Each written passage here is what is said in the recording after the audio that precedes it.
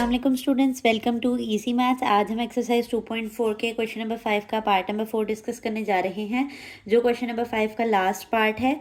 इसके स्टेटमेंट में कहा गया है कि find the values of the following. ये जो एक्सप्रेशन हमें दिया जा रहा है वो कह रहा है कि हमें इसकी वैल्यू फाइंड करके दें। तो बज़ाहिर इसमें देखने में सिंपल मल्टीप्लिकेशन और डिवीजन है, लेकिन क्योंकि हमने इस चैप्टर के अंदर लोगैरिथम और एंटी लोगैरिथम्स को डिस्कस किया है, तो हमने इन क्वेश्चंस को किसकी मदद से सॉल्व करना है, लोगैरिथम्स और एंटी लोगैरिथम्स की मदद से सॉल्व करना है।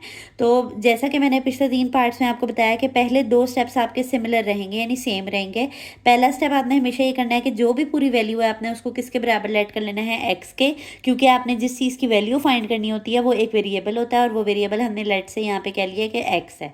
ठीक है। फिर दूसरा स्टेप हर सवाल में आपने सेम रखा हुआ है, क्योंकि हमने लोगैरिथम का इस्तेमाल करना है, तो वो लोगैरिथम तो इस सवाल में मौजूद नहीं है, तो वो हमें खुद से लेना पड़ेगा। और जो चीज़ हम खुद से लेते हैं वो हम दोनों साइडों पर अप्लाई करते हैं। तो ये चीज़ मैंने पहले से ही लिख ली है। अब हम इसको एक्सपैंड करने की तरफ जाते हैं, खोलने की तरफ जाते हैं। तो देखें, इस साइड पे तो आपने लॉग लिख लिया, इसको आप वैसे ही लिख लें। ठीक है। यहाँ पर अब हमें रेफरेंसेस चाहिए लॉज ऑफ लोगैरिथम के, कि आपके पास यहाँ पर कौन कौन से लॉज ऑफ लोगैरिथम लगते हैं। तो अगर आपने मेरी प्रीवियस वीडियोस देखी हुई हैं तो आपको ये पता होगा कि यहाँ पर आप देखें 2 चीज़ें हैं जो मल्टीप्लाई हो रही हैं और एक चीज़ है जो नीचे डिवाइड हो रही है। तो यहाँ पर मैंने एक लॉ ऑफ लोगैरिथम आपको सिखाया था कि अगर लेट से कोई 2 नंबर्स हैं जो मल्टीप्लाई हो रहे हैं, वो ए और बी हैं, और उसके साथ नीचे कुछ डिवाइड में है, तो आप क्या करेंगे, जो मल्टीप्लाई वाले हैं उसके दरमियान में प्लस का साइन दे देंगे, और जो डिवाइड में है उसके लिए आप क्या लिख लेंगे, माइनस लिख लेंगे। तो आपने जो इसको खोलना है ना, जो आपने एक्सपैंड करना है, वो आपने इस लॉ ऑफ लोगैरिथम के तहत करना है। अब आप ये एक्सप्रेशन मुझे लिखवाएं। यहाँ पर देखें क्या है हमारे पास, लॉग एक्स तो आपने वैसे ही लिख लिया, ये वाली चीज़ आपके पास ए और बी का काम कर रही है, तो आपने यहाँ पर इसको सेपरेट सेपरेट लॉग दे देना है और सेंटर में साइन कौन से डाल देना है, प्लस का।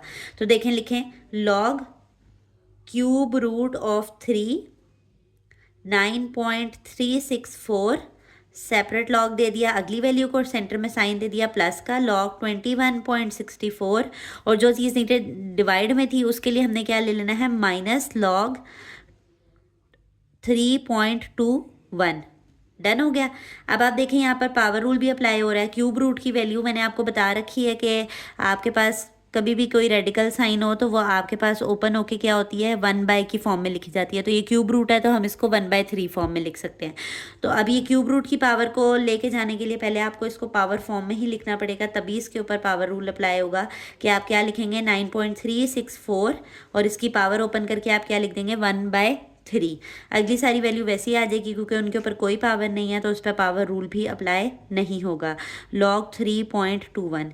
अब आप यहाँ पे क्योंकि पावर रूल अप्लाई करने लगे हैं तो पावर रूल को आप साइड पे रेफर कर दें। लेट से कि अगर आपके पास कोई नंबर है ए और उसके ऊपर पावर है एन, तो वो नंबर जो है वो जो पावर है वो नंबर बन जाएगा शुरू में जाकर लॉग से पहले, और लोगैरिथम ऑफ एनी नंबर जो है वो वैसे ही लिखा जाएगा। तो अब ये जो 1/3 है इसको अब मैं स्टार्टिंग में लेकर आने लगी हूँ, तो ये 1/3 हो गया। ठीक है। और ये आगे से वो चीज़ वैसे ही आ जाएगी, log 9.364 plus log 21.64 minus log 3.21। Done हो गया। अब आप देखें कि अब आपको सिर्फ कैलकुलेशन करनी है कैलकुलेटर पर। और अगर आपने मेरी पिछली वीडियोस देख रखी हैं सवालों से रिलेटेड, तो मैंने आपको सिखाया कि आपने सिंपली जो है वो लॉग लेना है। पहली वैल्यू है हमारे पास 9.364 है, और मैंने आपको सिखाया कि आपने पॉइंट के बाद 4 वैल्यूज़ लेनी है, और 5वीं को चेक कर लेना है कि वो ग्रेटर देन 5 है तो राउंड ऑफ कर देना है, लेस देन 5 है तो राउंड ऑफ नहीं करना, सिंपली वैसे ही लिख देना है। अब 5 देख, ये 6 देखें, ये 5 से बड़ा है तो ये इसको राउंड ऑफ देगा, यानी कि 1 कैरी जाएगा इधर, तो यहाँ पर क्या आ जाएगा 5। तो हमारे पास इसका लोगैरिथम क्या आएगा, 0.9715, और ये 5 कैसे हुआ है, इसके 1 कैरी जाने से। तो बस अब आप सिंपली लिख लें, यहाँ पर 1/3 यहाँ पर मल्टीप्लाई हो रहा है, और जो इसका आंसर है वो मैं ब्रैकेट में लिख लेती हूँ ताकि मेरा आंसर जो है वो डिस्टर्ब ना हो। और वो हमारे पास आया है 0.9715। यहाँ पर कुछ बाहर मल्टीप्लाई नहीं हो रहा, तो बस सिंपली लॉग लेते जाएं। तो ऐसे 21.64 का लेना है लॉग। यहाँ पर देखें फर्स्ट 4 वैल्यूज़, 5th वैल्यू जो है वो 5 ही है। अगर 5 भी आ जाए तो भी राउंड ऑफ जाता है, तो ये 5 कैंसिल, 2 के पास 1 कैरी जाएगा, तो यहाँ पर क्या आ जाएगा 3। तो यहाँ पर मैं क्या लिखूँगी, 1.3353 राउंड ऑफ की वजह से, माइनस लॉग 3.21 भी ले लें। 3.21 का आपके पास क्या आंसर आएगा, 0. ये देखें फिफ्थ वैल्यू 0 है तो कोई राउंड ऑफ नहीं जाएगा, तो बस आप ये पहली 4 वैल्यूज़ लिख लें। 0.5065। मेरी रिकमेंडेशन होती है कि कैलकुलेटर जब मैं इस्तेमाल करी हुआ करूँ तो आप साथ साथ अपने कैलकुलेटर को भी देखा करें, ताकि आपको एक एक स्टेप समझ आए कि ये कैसे लिखी जा रही है वैल्यू। अब यहाँ पे ना आपने इस वैल्यू को डिवाइडेड बाय 3 करना है, तो क्योंकि हम राउंड ऑफ वैल्यू लिखते हैं तो मैं एक दफ़ा दोबारा लिख रही हूँ, log 9.364, और जो आंसर आया ना अब इसको यहाँ पे डिवाइडेड बाय 3 कर दें, ताकि आपके पास वैल्यू जो राउंड ऑफ है में मसला ना करे। तो यहाँ पर आपके पास क्या आंसर आया, 0.38 प्लस आगे वाली सारी चीज़ वैसे ही लिख दें, 3353 माइनस 0.5065। बस इस वाली को पूरी को कैलकुलेटर पे लिख लें अब एक साथ, 0.3238 प्लस 1.3353 माइनस 0.5065, ये एक साथ आपने कैलकुलेटर पे लिखनी है, ठीक है। तो ये आपके पास आंसर क्या आया है, 1.1526, ठीक है। यहाँ पे हमारे पास क्या आंसर आया है, log x 1.1526। अभी मैंने आपको बताया कि हमने वेरिएबल x की वैल्यू फाइंड करनी है, पर अब इसके पास एक्स्ट्रा क्या पड़ा हुआ है, log पड़ा हुआ है, और log को कैंसिल करने का फंक्शन हमें पता है कि क्या होता है, एंटी लॉग होता है। तो आप क्या करेंगे, take anti log on both sides.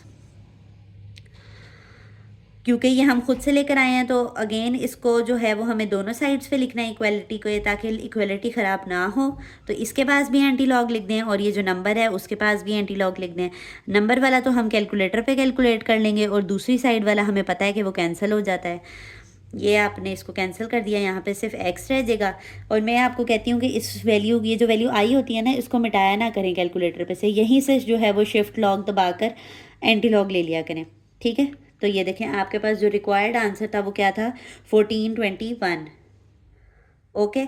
और फिर मैंने आपको, ये इतने लॉन्ग क्वेश्चंस होते हैं तो बाज़ औक़ात हमें कन्फ्यूजन हो जाती है कि पता नहीं हमारा आंसर ठीक आया या नहीं आया, जब बोर्ड एग्जामिनेशन में हम ये कर रहे हैं। और क्योंकि ये लॉन्ग है तो ये बहुत इंपॉर्टेंट क्वेश्चंस हैं, तो आपने अगर अपना आंसर वेरीफाई करना है तो आप ये जो क्वेश्चन है ना, इसको सिंपली आप कैलकुलेटर पर लिख के देखें और देखें आपका आंसर यही आ रहा है, तो आपका जो है वो फिर मेथड ठीक होगा। अब आप देखें, अगर मैं ये लिखूँ ये वाली चीज़ यहाँ पर, तो पहले मैं क्यूब रूट ले लेती हूँ।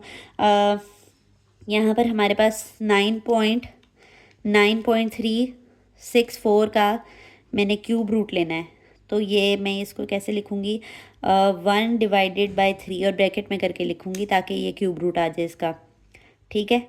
ये क्यूब रूट आ गया। अब इसको मल्टीप्लाई कर देते हैं 21.64 से, ठीक है। ये अब डिवाइड में हमारे पास क्या था, 3.21, तो ये देखें 1420 आ रहा है, वो राउंड ऑफ 9 उसको दे देगा, तो ये 1421 ही बन जाएगा। तो आप अपना आंसर एंड पे जो है वो वेरीफाई भी कर सकते हैं कि ये आपने ठीक सोल्यूशन किया या नहीं। तो आज अल्हम्दुलिल्लाह हमारे ये क्वेश्चन नंबर 5 कंप्लीट हो गया। उम्मीद करती हूँ आपको इन किसी भी पार्ट्स में कोई प्रॉब्लम नहीं होगी। फिर भी आपकी कोई क्यूरी होती है तो वो आप कमेंट सेक्शन में पूछ सकते हैं। अगर आपको हमारा वे ऑफ टीचिंग प्रेजेंटेबल लगता है तो हमारी वीडियोज़ को लाइक कर दिया करें और चैनल को सब्सक्राइब कर दें ताकि हर नई आने वाली वीडियो आप तक आती रहे। अल्लाह हाफ़िज़।